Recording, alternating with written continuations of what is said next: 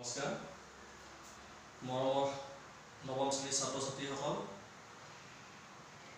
তোমালোকে এই তলাবন্ধ দীঘলীয়া সময়ছোৱাত আনুষ্ঠানিক শিক্ষা লাভৰ পৰা বিৰত থাকিবলগীয়া হৈছে।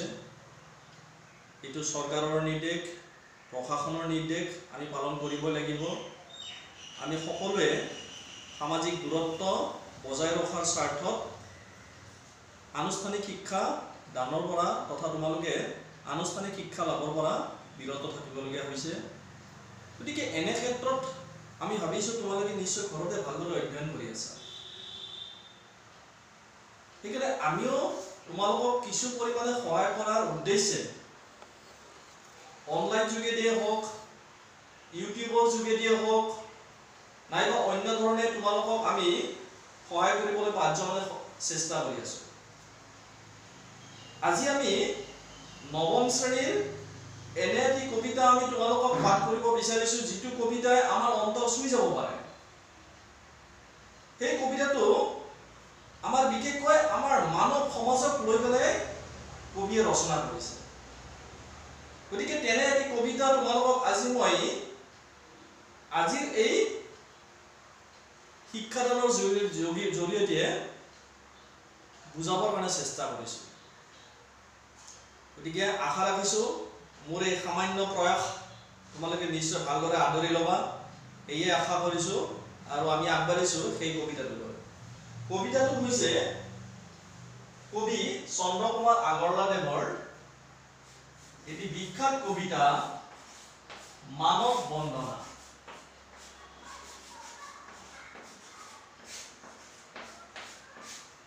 মই আৰু কৈছোঁ কবিৰ নাম হৈছে চন্দ্ৰকুমাৰ আগৰৱালা।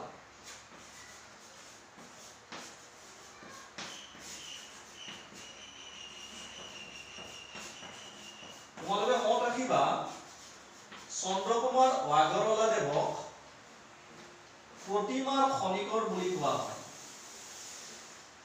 আৰু প্ৰতিমাৰ খনিকৰ বুলি এইকাৰণে কোৱা হয় যে তেখেতে যদিও বহুকেইখন গ্ৰন্থ ৰচনা কৰিছে, তৎসত্ত্বেও তেখেতৰ যিখন প্ৰতিমা নামৰ কবিতা পুথি আছে, সেই কবিতা পুথিখন তেখেতৰ বিখ্যাত কবিতা পুথি, আৰু সেইকাৰণে তেখেতক প্ৰতিমাৰ খনিকৰ বুলি কোৱা হয়।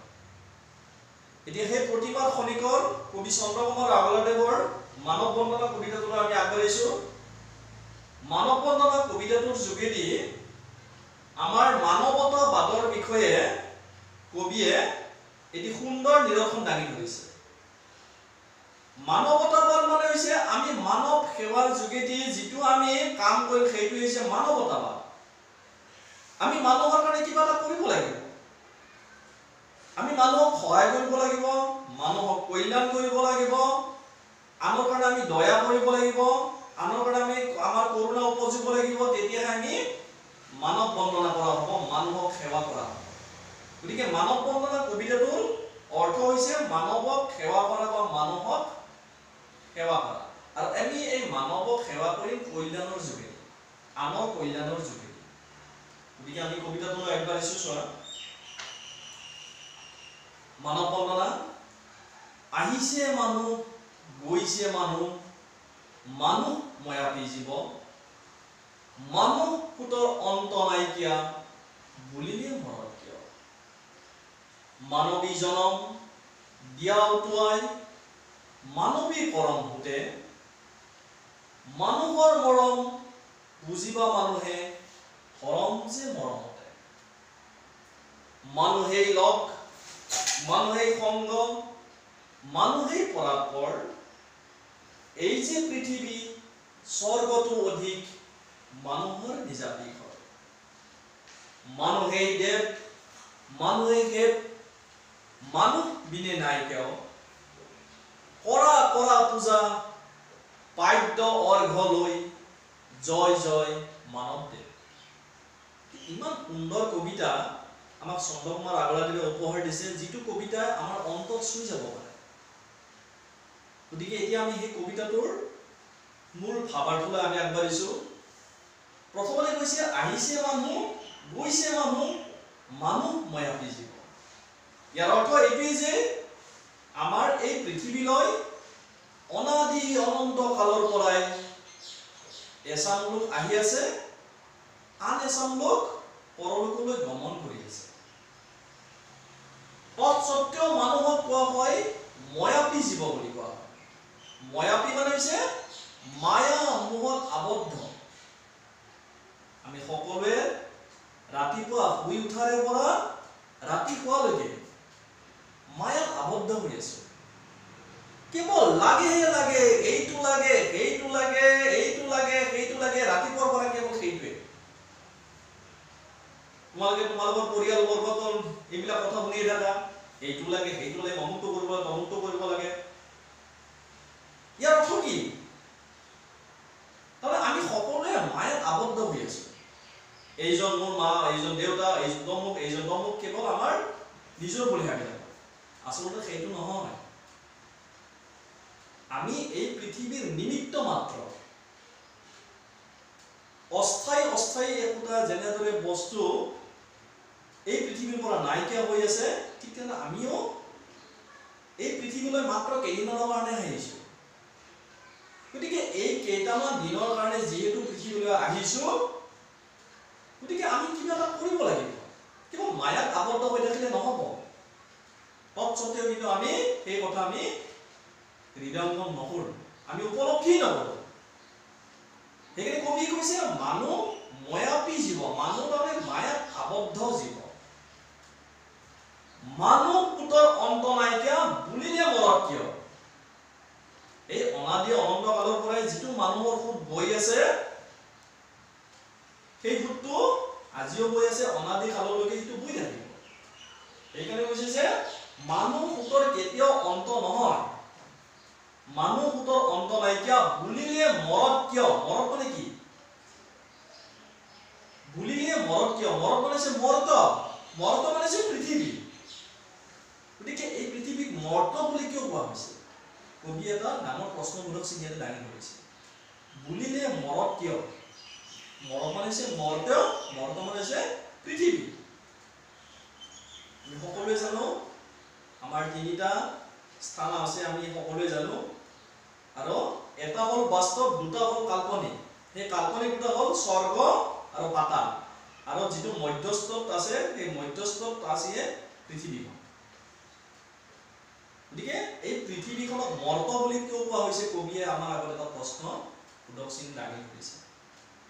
তাৰপিছত মানৱী জনম দিয়া উটুৱাই মানৱী কৰম হতে।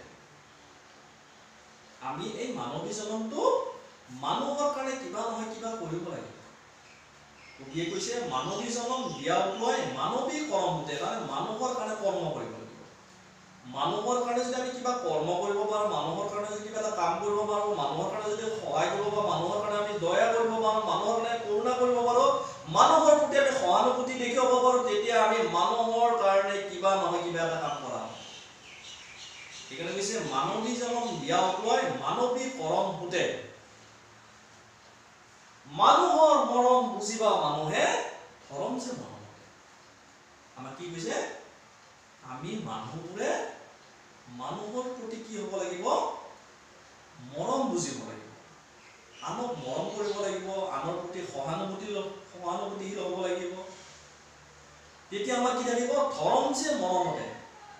এই মৰমৰ মাজতেই লুকাই থাকিব ধৰ্ম। আমি ভগৱানক যি ধৰ্ম কৰো, ভগৱানক যি আমি উপাসনা কৰো, ভগৱানক যি আমি প্ৰাৰ্থনা কৰো, সেই তাতেই আমাৰ লুকাই থাকিব ভগৱানক প্ৰাৰ্থনা কৰা, ভগৱানক উপাসনা কৰা, ভগৱানক ধৰ্ম কৰা।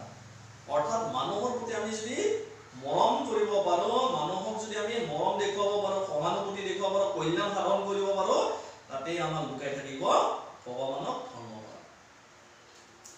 মানুহেই লগ, মানুহেই সংগ, মানুহেই পৰাৎপৰ।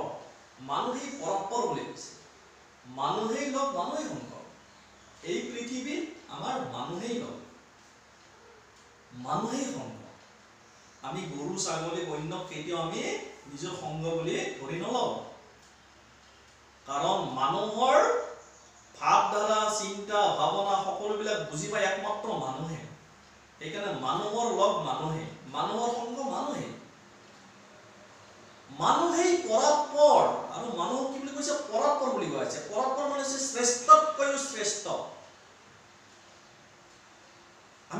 মানে কল্পনা কৰিব পাৰো যে ভগৱান বা ঈশ্বৰ হৈছে আমাৰ শ্ৰেষ্ঠ, কিন্তু কবিয়ে এইটো কেতিয়াও মানি লোৱা নাই। কবিয়ে মানি লৈছে যে মানুহেই শ্ৰেষ্ঠতকৈও শ্ৰেষ্ঠ, কাৰণ আমাৰ ভগৱান হৈছে আমাৰ কাল্পনিক। ভগৱানক আমি কেতিয়াও দেখা নাপাওঁ। ভগৱান হৈছে এটা অদৃশ্য শক্তি। গতিকে এই অদৃশ্য শক্তিক আমি পৰম শক্তি ভবাতকৈ মানুহক পৰম শক্তি ভাবিব লাগে, তাৰমানে কি শ্ৰেষ্ঠতকৈ শ্ৰেষ্ঠ। গতিকে মানুহৰ কাৰণে আমি কল্যাণ সাধন কৰিব লাগে, মানুহক মৰম কৰিব লাগে, তাতে আমাৰ কি হ'ব ভগৱানক ধৰ্ম কৰা। সেইকাৰণে কৈছে যে এই যে পৃথিৱী স্বৰ্গটো অধিক মানুহৰ নিজাবী ঘৰ। যদি আমি মানুহক নিজৰ বুলি আঁকোৱালি ল'ব পাৰো তেতিয়াহ'লে এই পৃথিৱীখন আমাৰ নিজাবী ঘৰ। নিজাবী ঘৰ হৈছে নিজৰ ঘৰৰ নিচিনা হ'ব। আমি সকলোৱে ভাবো যে স্বৰ্গখন হৈছে সুখৰ ঠাই, কিন্তু সেই স্বৰ্গখন হৈছে আচলতে এখন কাল্পনিক ঠাই। পৃথিৱীত এনে এজন মানুহ নাই যিয়ে নেকি মৰাৰ পিছত উভতি আহি স্বৰ্গখন কেনেকুৱা আমাক কৈছে। যিয়ে এবাৰ যাব সি আৰু উভতি আহিব নোৱাৰে। গতিকে স্বৰ্গখন কেনেকুৱা, সুখৰ ঠাই নে দুখৰ ঠাই নে কেনেকুৱা, এইটো আমি কেতিয়াও আচলতে উপলব্ধি কৰিব নোৱাৰো বা জানিব নোৱাৰো। তৎসত্ত্বেও আমি কিন্তু সকলোৱে ভাবি আছো স্বৰ্গখন আটাইতকৈ সুখৰ ঠাই, কিন্তু সেইটো আচলতে কবিয়ে মানি লোৱা নাই। কবিয়ে কৈছে যে আমি যদি এই পৃথিৱীখনক স্বৰ্গতুল্য কৰি তুলিব পাৰো তেতিয়াহ'লে এই মৰ্তখনেই হ'ব আমাৰ কাৰণে স্বৰ্গৰ নিচিনা সুখৰ ঠাই। শেষত আমাৰ কি কৈছে, মানুহেই দেৱ মানুহেই সেৱ মানুহ পিনে নাই কেৱ। মানুহেই দেৱ, মানুহেই দেৱ হৈছে মানুহেই দেৱতা। দেৱতা হৈছে ভগৱান, ঈশ্বৰ, আল্লাহ, গড। মানুহক কি বুলি কৈছে, ভগৱানৰ লগত তুলনা কৰিছে। মানুহেই দেৱ মানুহেই সেৱ। গতিকে আমি যিহেতু মানুহৰ নিচিনা কাম কৰিব লাগিব, মানুহক আমি দেৱতাৰ নিচিনা সেৱা কৰিব লাগিব। মানুহ বিনে নাই কিয়, মানুহৰ বাহিৰে আৰু আন একোৱেই নাই। মানুহক সেইকাৰণে শ্ৰেষ্ঠতকৈ শ্ৰেষ্ঠ বুলি কোৱা হৈছে। কৰা কৰা পূজা পাদ্য অৰ্ঘলৈ জয় জয় মানৱ দেৱ। কৰা কৰা পূজা পাদ্য অৰ্ঘলৈ। পাদ্য অৰ্ঘ মানে হৈছে পূজাৰ যিখিনি সামগ্ৰী সেইখিনিক পাদ্য অৰ্ঘ বা নৈবেদ্য বস্তু বুলি কোৱা হয়। আমি পূজা কৰাৰ সময়ত যি ধৰণে আমি নৈবেদ্য বস্তুৰে ভগৱানক উপাসনা কৰো, ঠিক তেনেদৰে মানুহকো আমি উপাসনা কৰিব লাগিব সেৱাৰ যোগেদি, কল্যাণৰ যোগেদি, সহায়ৰ যোগেদি। এইখিনি কবিয়ে কৈছে যে কৰা কৰা পূজা পাদ্য অৰ্ঘলৈ জয় জয় মানৱ দেৱ, আৰু শেষত মানুহৰ কাৰণে জয়গান গাবলৈ কৈছে। এইখিনি হ'ল আমাৰ কবিতাটোৰ মূল ভাৱ।